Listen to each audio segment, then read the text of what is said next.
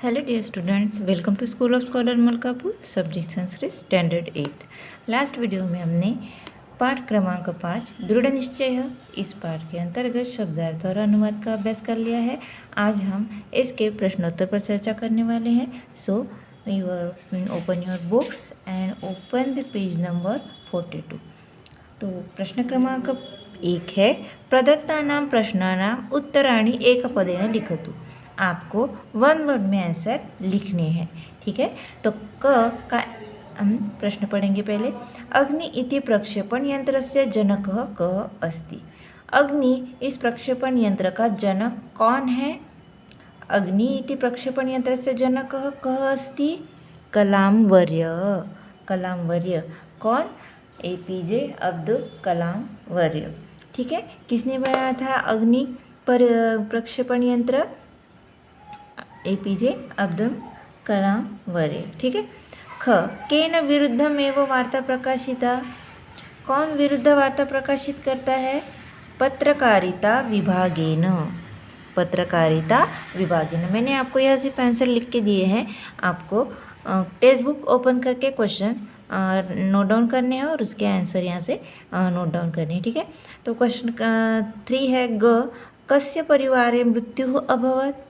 किसके परिवार में मृत्यु हुई थी? नागराजस्य, यानी नागराज के परिवार में मृत्यु हुई थी। नागराज कौन था? APJ अब्दुल कलाम वर्य का मित्र था। ठीक है। घ, कलाम वर्य सभागारे कति जनान् संबोधितवान्। कलाम महोदय ने सभागृह में कितने लोगों को संबोधित किया था? द्विसहस्त्रम। द्विसहस्त्रम मीन्स 2000 लोगों को संबोधित किया था। ग, अग्निप्रक्षेपण्याः प्रक्षेपणस्य अन्तिमवारं कः दिनाङ्कः निश्चितः। अग्निप्रक्षेपण के प्रक्षेपण का अंतिम वार और दिनांक कौन से निश्चित की गई थी? मई मासस्य 22 दिनाङ्कः। ठीक है, मई मासस्य 22 दिनाङ्कः, यानी मई मास की 22 तारीख निश्चित की गई थी। ठीक है। प्रश्न क्रमांक 2 के हम पूर्ण वाक्य में प्रश्नोत्तर का अभ्यास करेंगे। प्रश्न क है, कलाम वर्यस्य अध्यक्षे का परियोजना आरब्धा।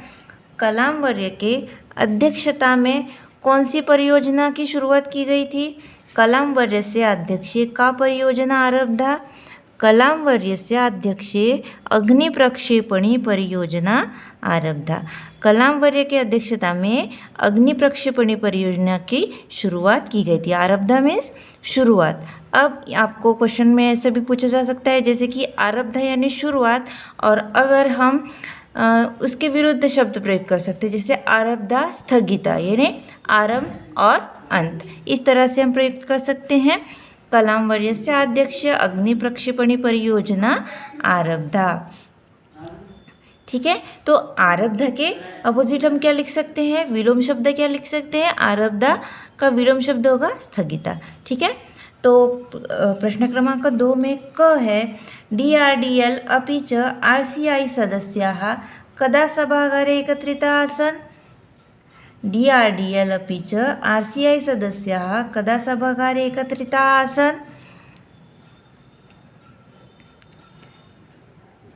यानी इसका मीनिंग क्या होगा कि DRDL और RCI के सदस्य कब सभागृह में एकत्रित हुए थे? 1989। ओके, 1990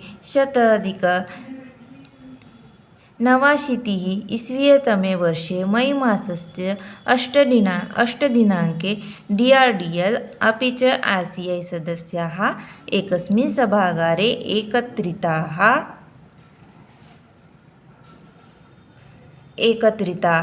आसन्। ठीक है। अब क्वेश्चन क्रमांक 3 यानी 2 में ग है, परियोजना सफला कदा जाता। अब परियोजना सफल कब हुई थी? 1990 नवाशीतिस्वीयतमे वर्षे मईमासस्य 22 प्रातः 7:10 परियोजना सफला जाता। यानी 1989 में मई मास की 22 तारीख को 7:10 पर परियोजना सफल होती है। ठीक है, तो नेक्स्ट क्वेश्चन है धीमंतः केन धरा जयंती। यानी बुद्धिमान लोगों को क्या करना चाहिए? धीमंतः धैर्येण धराम जयंती। यानी बुद्धिमान लोगों को हमेशा धैर्य से काम लेना होता है। ठीक है, धीमंतः धैर्येण धराम जयंती। नेक्स्ट क्वेश्चन है ग महता अवसरेण सह महत् किम भवति। यानी महान अवसर के साथ हमें क्या महान होता है? महता अवसरेण सह महत् दायित्वम् अपि भवति। महता अवसरेण सह महत् दायित्वम् अपि। ठीक है, क्वेश्चन नंबर 3 है अधोलिखितानि वाक्यानि पाठक्रमानुसारं पुनः लिखतु। आपको नीचे दिए गए वाक्य फिर से क्रमानुसार लिखने, यानी पहले कौन सी घटना घटी थी, फिर उसके बाद कौन सी घटी थी, इस तरह से आपको उन घटनाओं का पाठ के अनुसार क्रम लगाना होता है। यानी जैसे कि आप असेंडिंग डिसेंडिंग ऑर्डर में स्लॉट करते हैं, उसी तरह से जैसे पहले जो घटना घटित हुई थी पाठ में वो हमें सबसे पहले लिखनी है, उसके बाद जो हुई वो घटना घटित होती है इसका हमें क्रम लगाना है पाठ के अनुसार। ठीक है, तो पहले सेंटेंस दिए गए हैं आपको यहाँ जो आपको पढ़ने हैं, और उसमें से आपको जो पहला सेंटेंस घटित हुआ था वो आपको यहाँ लिखना है। ठीक है, तो मैं आपको यहाँ सिर्फ नंबर लिख के देने वाली हूँ। तो पहला सेंटेंस क्या है? एतेन महोदयेन बहवः लघ्व प्रक्षेपण्यः निर्मिताः। तो पहले का राइट है, तो पहला क ही है। ठीक है, पहली घटना ये घटित हुई थी एतेन महोदयेन बहवः लघ्व प्रक्षेपणः निर्मिताः। बहुत से छोटे बड़े प्रक्षेपण की निर्मित की गई थी। नेक्स्ट, अब इसका नेक्स्ट आंसर है अस्य महोदयस्य अध्यक्षे प्रक्षेपणी परियोजना आरब्धा। ये भी नेक्स्ट जैसे कि तैसी हमें नोट डाउन करनी है यहाँ पे। तो नेक्स्ट कौन सी घटना घटी थी? अस्य महोदयस्य अध्यक्षे प्रक्षेपणी परियोजना आरब्धा। ठीक है, नेक्स्ट अब सर्वेपि देशाः पूर्णप्रयासं कृतवन्तः यथा कच्चित् एषा योजना स्थगिता भवेत्। नेक्स्ट आंसर है ग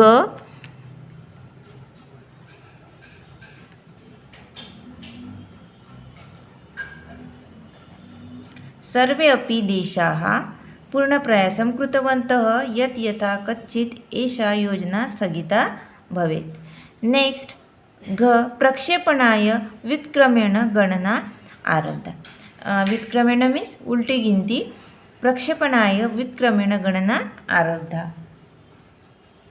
अब नेक्स्ट है जैसे घ तक यहाँ सेंटेंस दिए गए, जो क्रम है वो पाठानुसार ही यहाँ क्रम दिया गया है।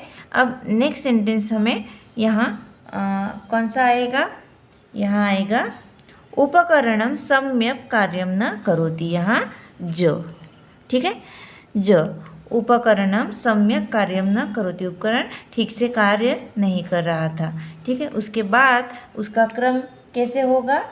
उसके बाद होगा कौन सा सेंटेंस होगा? उसके बाद इदानीम एतैः एषा परियोजना स्थगनीया अभवत्। इसके बाद वह परियोजना क्या होती है? स्थगित होती है।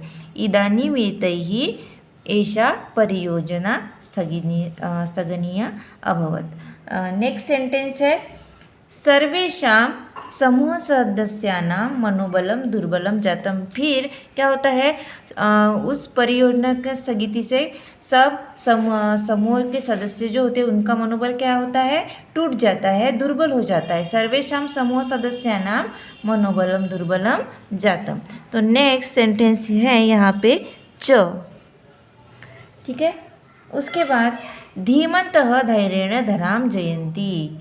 तो हमें धीमंतः मीन्स बुद्धिमान लोगों को हमेशा धैर्य से काम लेना होता है। धीमंतः धैर्येण धराम जयंती।